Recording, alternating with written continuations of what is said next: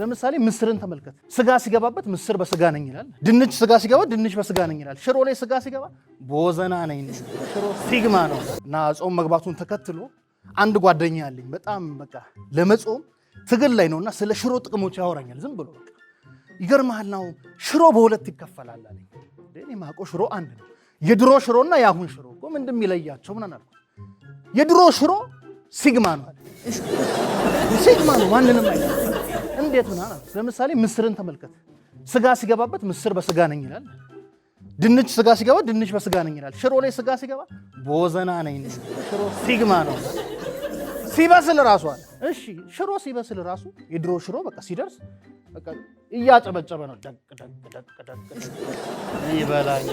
ደቅ ደቅ ደቅ ደቅ ደቅ ሲከፈት ልበላ ነው ደቅ ደቅ ደቅ ደቅ የድሮ ሽሮ ሲግማ እኮ እሺ ካሁኑ ሽሮ ምን ለየው አሁን ሽሮ ስታበስል ራሱ ከልለ መሆን አለበት አለ ድንገት ወደ ላይ ተቆሰ ሽሮ ሰራው ነው አፈካው ነው እንደ ፈንዲሻ መጥቷል